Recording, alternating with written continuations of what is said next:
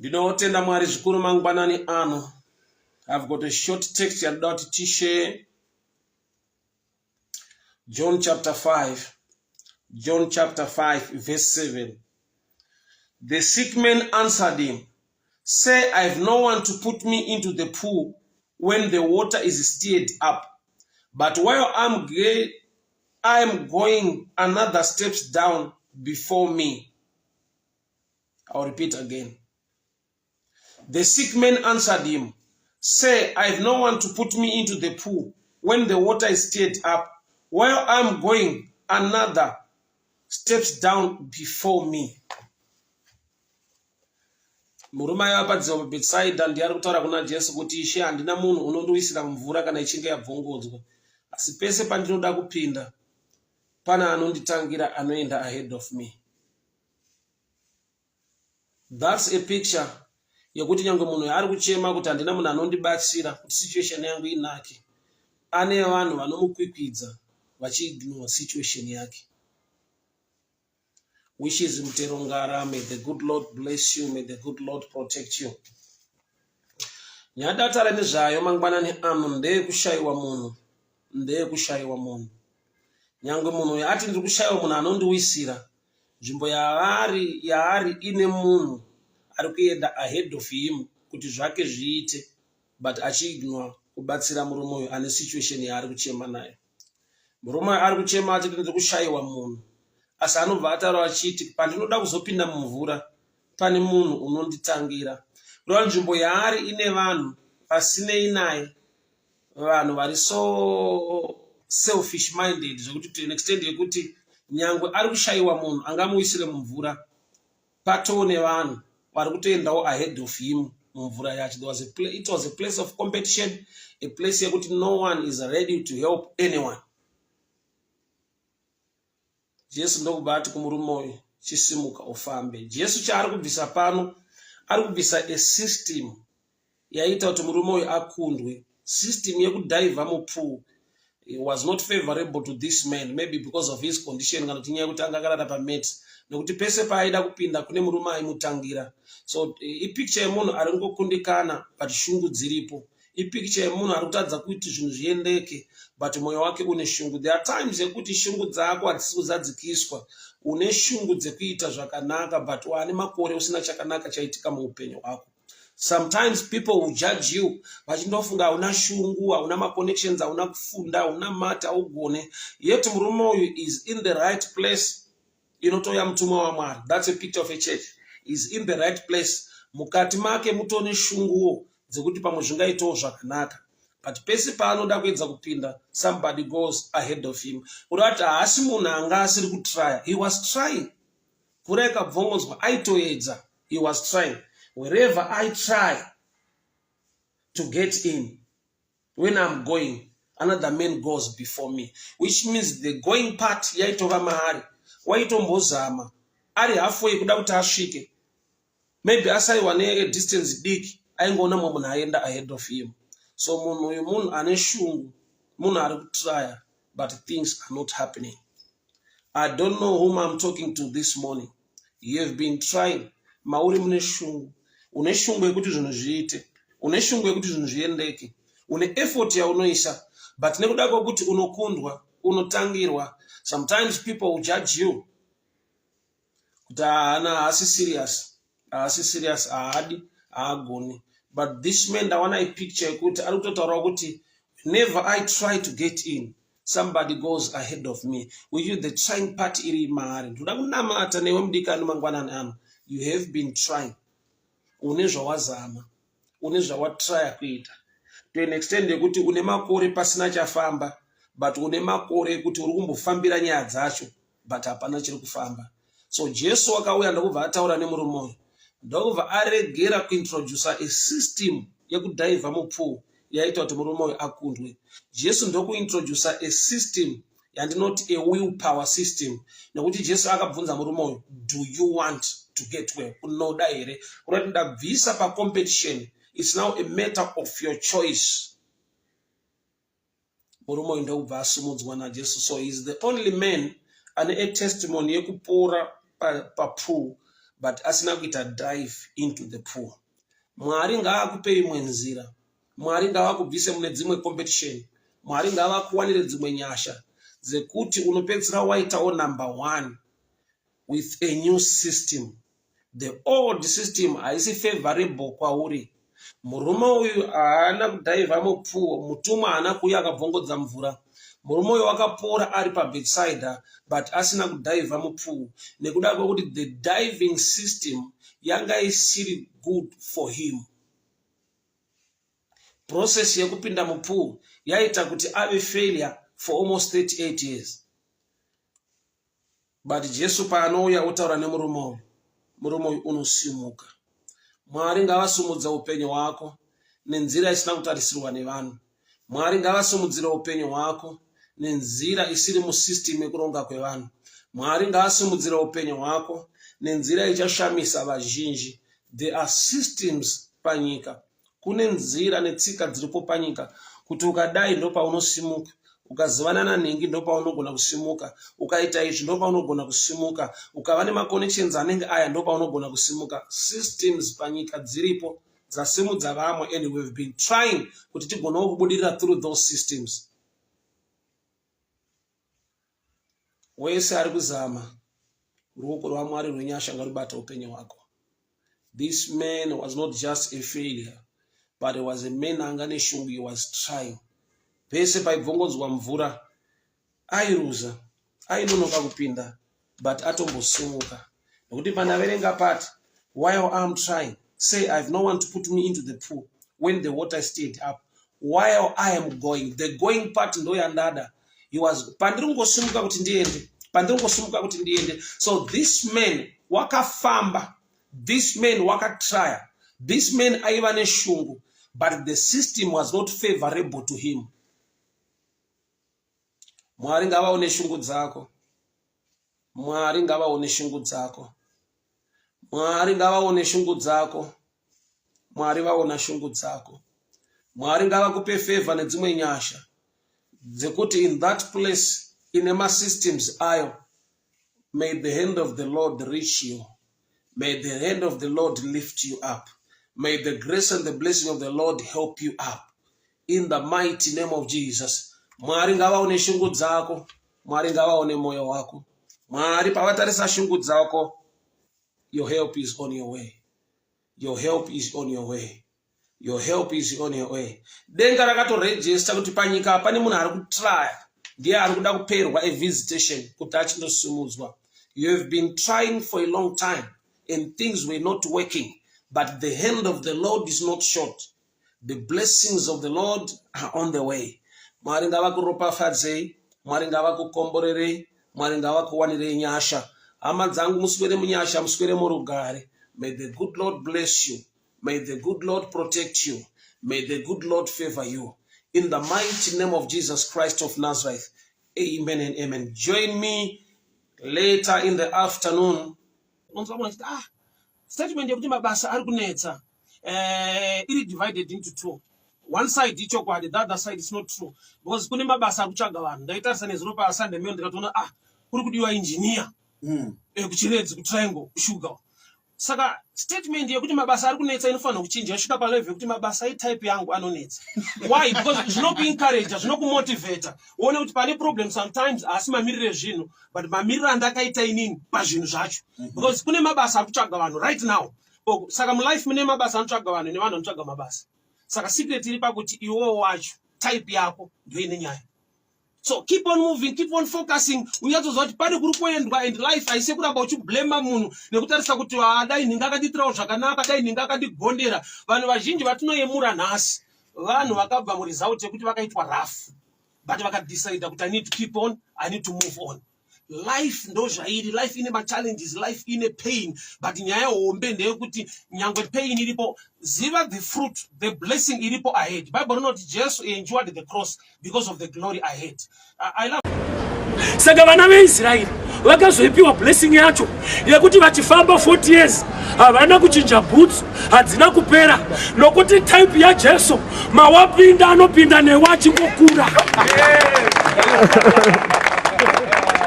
Audi kuchinja Jesu iyeyo mumwe chete ukapinda mahari 40 years journey, 1 pair shoe kunoti kana iri size 9 watendeuka nhasi gumbo rikasvika size 10 Mwari wacho anokwana. God is not limited. He is not limited. Saka unakotouya kwaari, there are no limits to you. He is able to do exceedingly and abundantly more than what you can imagine. Shangu idzi dzadesignwa, but kune mhuka yafa. Time yafa mhuka, murume haana kuzviziva kuti kune zvandifira, but paanoona shangu ngaarege kugumira pacelebration, ngaapinde muimagination yakuti zvakambobva kupi, zvazvaita sei.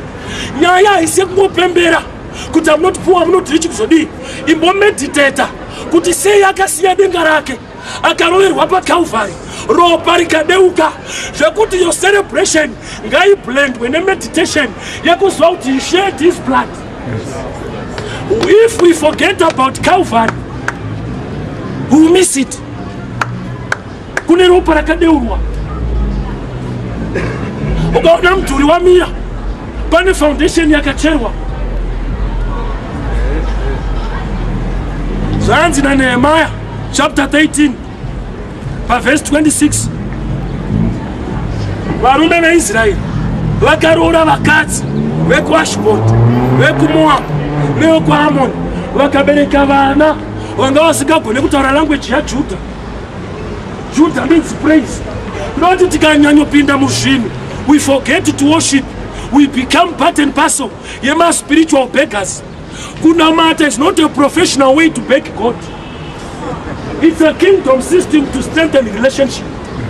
Yes. It's more than things. It's about him. Uri musikana ukabatwa nedhimoni reno man's land, hapana mukomana anouya wezera wechidiki kana mudhara, as long achinzi men hauye. Uri musikana, varume vakauya, kamwana kadiki unoita mhosva achida kuroora, iwe wakura zvako but une kamiri kadiki, kutoedza kuti ndakura kani kana unotisungisa. Alright, rokubata dhimoni iroro woita miviri muhombe, uri musikana mudiki woita miviri muhombe, vanoroora nobva ati makadiki wangu kana ndisambuyonza ambuya limupanayo unenge uchatoburitsa birth certificate kuti mwana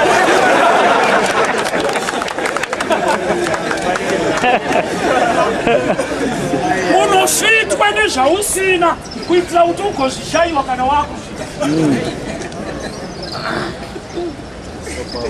Unotokonvinza vanhu kuti handishande, vanokotarisa sokutofa dzinografta, iwe watsvukira nekuritsvaka, vatona kutarisa so taiti pamwe dzitu dzine ofisi kutauni so kamba kutoda neserese ipapo.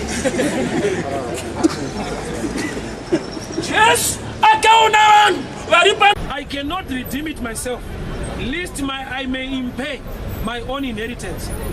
Kune mumwe murume aifanirwa kuroora Ruth, aiva pamberi paBoaz. Murume iyeyo zita rake harina kutaurwa, aingonzi kinsman who was close more than Boaz. Zvobva zvamboburitsira pachena kuti murume wawo panga ariko kwanga kune 2 vari mulineage yekwaBoaz vaifanirwa kuroora 2 vari kubva uko, but mumwe wacho akapotsa chizaruko akadzoka sekunge haacharooreka, but anoroora wacho ariko kumberi uko. Wese ari kufungidzwa kuti zvakazviite ndo mafungiro ako muna Jehovha zvinoita ukava nekutenda. Situation yauri izvozvo ine rimwe side riri positive nerimwe side riri negative, but riri positive unongoriwana through a revelation, riri negative rinowanika necommon sense. Sabhaibheri chita akatukwa munhu anozembera panzendemera panjere dzake, because common sense inokudrive kunegative. Saka uchiona une pfungwa yekuti ndakwandoenda tingaitei zviri negative zvega zvega, unenge uchitarisa macertificate ekuchikoro nekushaya hama, ndobva watokonkluda wega kuti apa kufira mahara. Zvina kana sekuru anokujeka. Watoconclude, why? Though you know the common sense, you know judge amaringe zvainoona.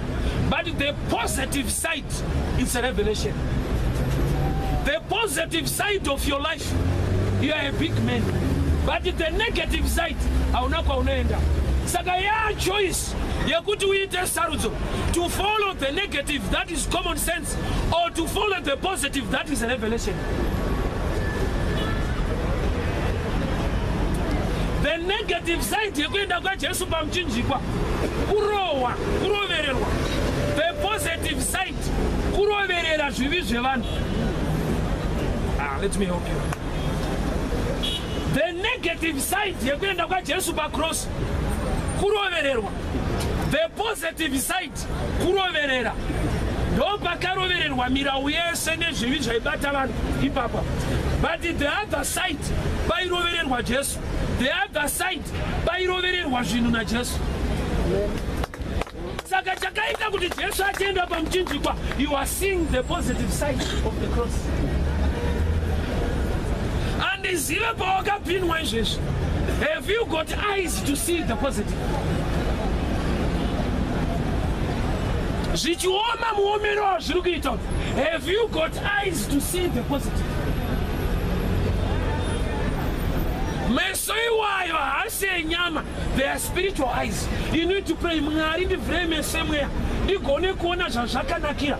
Nokuti Peter akamboda kuurawa, kereke ikanamata. Peter akabuda mujeri. But mazuva iwayo James akabatwa akaurawa. James is one of the apostles, same like Peter, but Peter was spared. The church prayed for Peter. Zvoreva kuti church yanga iriko pakabatwa James, but handizoti sei church isina kuita prayer. Ndopandakaona kuti nyaya yekusarudzana muchechi iriko. Kune vanonamatirwa, kune vasinganamatirwe. Kune vane ma-issues yekuti vakati kwedu kune nyaya, vanhu vanoti ngatibatirane nehama. But ukataura yako vanoita senga havana kuinzwa. Hazvina kutanga nhasi zvekuti kune vanomiririrwa kana dzavo dzanetsa. Nokuti church pakabatwa James yanga iriko. But James akasvika pakudamburwa musoro church iriko. Bhodha harina kugara pasi kuti Pastor James panapa vabatwa. Vakangoita sekunge havasi kuzviziva. But pakangobatwa Peter, bhodha rakati varume tine meeting, toda kutoita first meeting. Tine munhu waMwari ada kunamatirwa panapa. Ameno ndiri kunzwika here church iyi yekusarudzana inourayisa vamwe. Iyi yekusarudzana inokuvadza vamwe moyo yavo. Vanhu vanotoda kunamata Mwari, but pane pavanotoona kuti Mwari nyange akanaka, but church yandiri inenge inondisarudzawo. Nokuti kana dzangu dzabatwa, vanoita senguva havasi kuzvinzwa. Unenge uchadzokorora kuvapa chiziviso kuti kwedu kwakaitika problem kani. Hamuna kuinzwa here?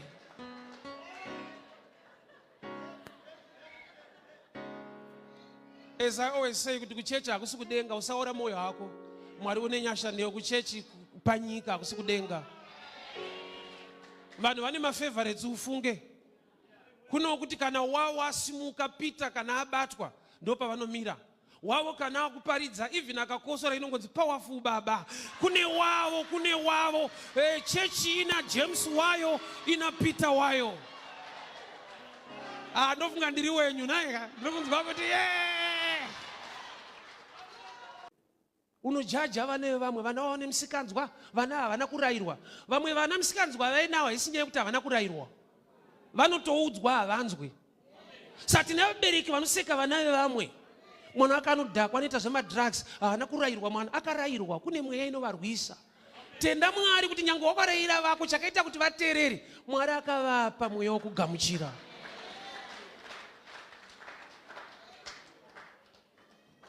Tina vabereki vanofeel out of place kana pachitorwa nyaya dzevana so. Vedu vana vakachata vake vanongotizira. Vanongomitiswa. Unoziva kuti kune vanhu vakavimbika vanotomitiswa vanojutwa nevanhu. Hazviri kuti anga nemusikanzwa musikana uyu. Ayo vakasangana nemukomana ane musikanzwa.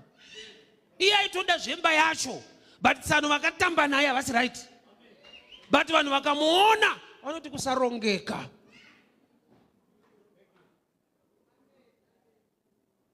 When you understand the grace, hauna munhu waunochinyira. Zviri pauri zvauinazvo izvi. Iflower yakazorwa iyo. Nyasha dzikasudurutswa hapana munhu apa ugamuchirike iwewe.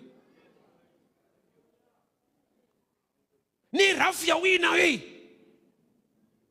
Murume wako akangosvika pakuzvinzwisa akakugamuchira. Kwete kuti rafu anoida. Mwari vakangoti munhu wedu uyu anoita mushe gara itsano. Because varume kwatinombotanda tinomboudzana kuti ndiri pama1 but ma1 acho handibve. Your platform kuchina so ngatichengetedzei dzimba idzi usarega murume wako anongoenda because haona kurongeka. Kune vakarongeka vari kusiyiwa nekuda kumweya china. Don't judge people kana wako ari pamba. Ndakazodiscover kuti vamwe varume vasiri kunze vakasiri kuenda kunzeo havana zvokuendesa kunze kunodhura. Kunobhadharirwa vanhu rent kunzeo kwasamuzvizive. Akakuti kunze kunodiwa munhu ndiani? Akudiwe munhu kunodiwa zvikwanisiro zvine munhu. Asikana ngatinamatire dzimba idzi. Vamwe mainingi murume wakaenda. Isu ngati wedu aripo. My husband munhu anozvibata. Akatobatwawo nesituation. Kunze uko kunodhura. Handizive varume vandiri kutsika manje ava. Emazuva ano vanoti boy here varume, boy here akumana. Munoziva here hama dzangu kuti vanhu vanonetseka vakawanda. Mumwe nemumwe munhu ane urongwa hwakanyanya neupenyu hwake. Hakuna ari palevel yekuti ndagutsikana zvese zvaita. Munhu wese ari kuda for more. Munhu wese ari kuda kubuilda. Munhu wese anoda zvaanoda kuvaka nekudii mukati meupenyu concerning his family nekudii nyangwe nehama dzake. But ukaona munhu afungawo nezveupenyu hwako to reach out to you. Ngativei nemoyo wokutenda. Ngativei nemoyo wokuonga nekurumbidza Mwari. Why? Nekuti ndi Mwari unoshanda muvanhu ivavo to reach out to you. Otherwise vanogona kuva busy nezvavo. Hakuna atapedza nhamo dzake dzekumhuri kwake. But ukaona munhu achidedicate nguva neanything chaanacho muupenyu concerning your life, you need to appreciate. Wese munhu anogona kuti akabatsirwa nemumwe munhu. Ndakamudzawo mumwe munhu achitaura kuti munhu yangandipe this kind of help, angandipe mari iyo, yangandipe kamari aka. Izwa munhu ane kukomplaina mukupiwa, mukubatsirwa. Haisi mari yawashanda yauri kutambira. Help yekuti munhu angofunga kuti rega ndikubatsirawo nechichi. But munhu anosvika pa level yekuti haagone kutenda, haana a thankful heart towards anything chaitirwa nemumwe munhu. Isiri payment but just a gift.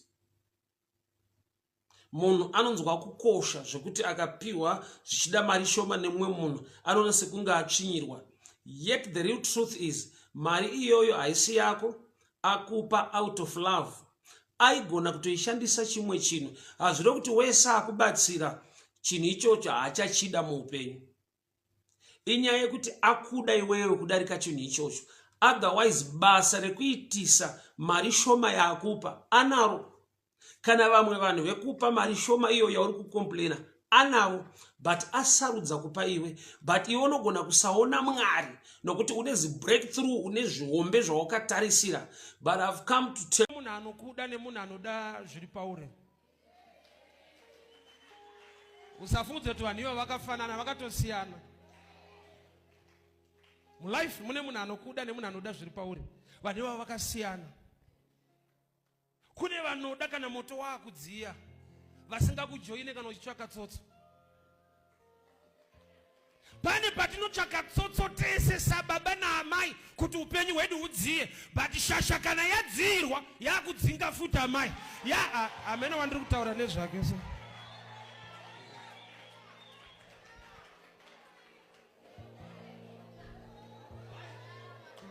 Amene unogona kubvunza ari pasaidi pako kuti hausunyanyodzirwa here.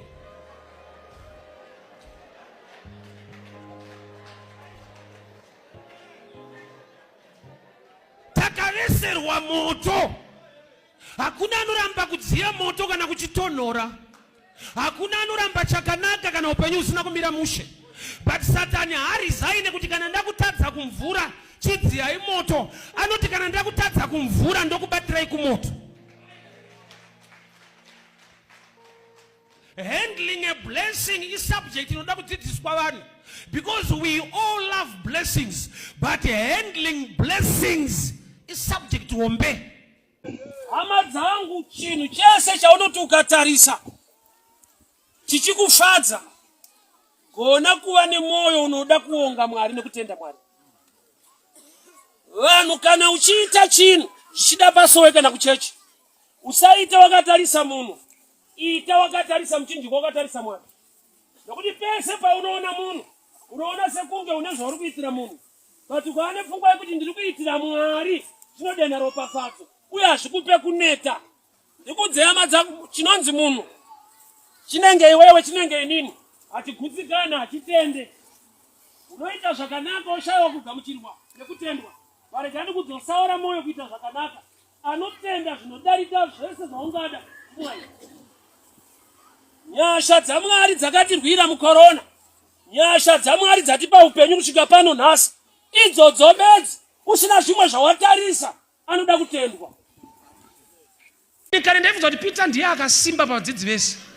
Kana Jesu paakabatwa muGetsemani vese vakatiza, Peter hana. Saka ndaifunza kuti ndokusimba. Kusvika ndaverenga kumberi pandakanzwa kuti pane musikana akaona Peter, zvikanzi uyu mumwe wacho, Peter akaramba ka3. Kuti Peter hatize, anoteera kuti arambire ikoko. Ikoko ndokwa kumusangano harovhe anozorambira muno. Ndo manenge achiti zvazviite. Izva komadi kusauya. Pakangoimbwa so maimbire wayaya. That's right. Paitwecha ko wadi kurova. Mweya wa Peter wokuti anoramba ari muno muno. Apa ndakubata. Ya Peter wabatwa.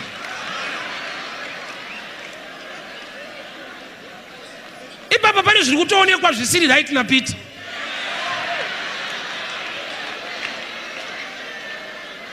Kuna atoonekwa kunzi hakusi kupfeka. Ndi Peter ye. Iyi hairstyle wanga wanayo last week. Ndi Peter ye. Apa ndokubata apa.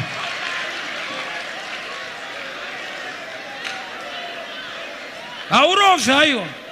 Unoteera kuti urambire muno. Dzekuti imwe situation uya Mwari avaite mistake. Avakupe bhachi rekuti ukarova Jorodhani haripatsanuke. Mwari havaririse mufundisi panzvimbo asina anointing nechekuita nenzvimbo. Mwari havaite mistake. Havakupe vatungamiriri vasina chinhu chiri mavari. Mukaona mapiwa Moses anokakama, ignowai kukakama, endai paRed Sea. Tsvimbo haikakame. Munoyambuka nemudhara asingataure mushe. Don't focus on weakness. Iti Mwari mune chikonzero sei makatipa vafudzi vedu. Ndakudawo kugamuchira nyasha dzamakaisa mavari. Moses anokakama but paRed Sea munoyambuka. Red Sea haidi good English. Inoda mudhara ane tsvimbo. Moyo wacho handina iwo. Wokuti kamunhu kanoswera kachingodhakwa kachikushungurudza chingoti murume wangu, Mwari rangarirei murume wangu. Ina handizvigoni. Agonawo kubvumawo zvinogonekwa nevamwe ka. Iwe pane kutsungirira kune madzimai kwekuti dai tiri isusu vakadzi vacho takaenda kudhara. Tigarire izvo. Zvigone iwe.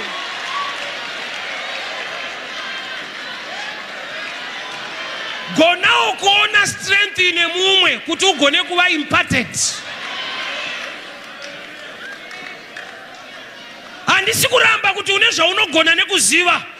But there is a Jordan River that respects somebody's name. So you need to be humble.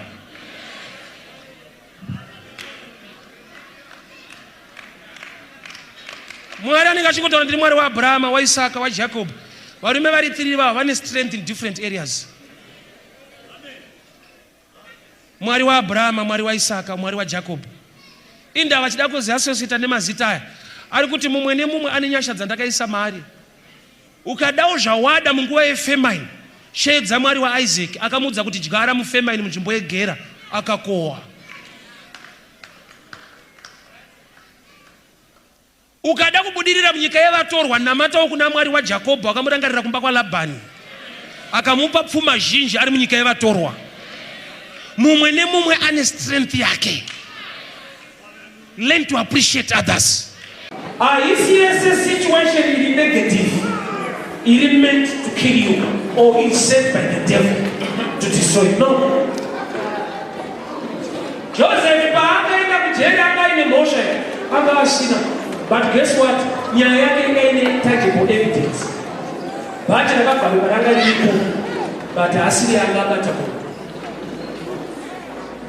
life, you know, evidence, but every evidence, you know that evidence, it's not going to show you about teaching.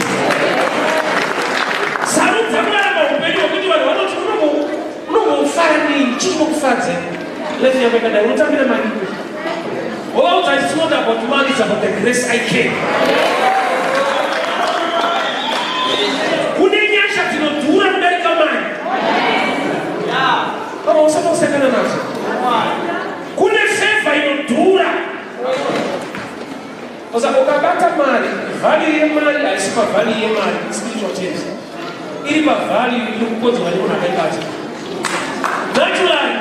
Value in man, it is type of currency. Spiritual, it is type of the person holding the currency. So I don't know what I'm changing, but you won't show.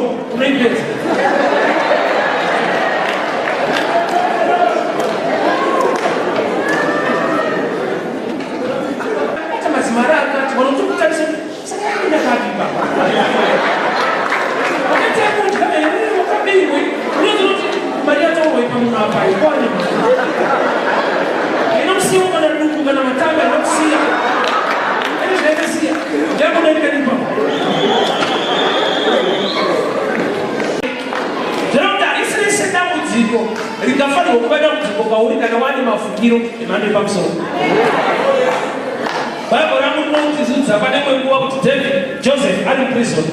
Why are you saved? I don't know what you Joseph. In the Makatsa, who was the only one in jail. I know you can know who was in the Makatsa. Who Jaita is she out of prison in the Anamosh. Those who don't is a waste. But I did not matter but I was super. But why don't you know what are you saying? Whoever put in a one guy in jail, animal are different. The candidates are sorry for moment are different. I just want them to behavior is unique. Je vous dis maintenant pas non plus. Vous dites pas au chalet dans ce qu'on fait.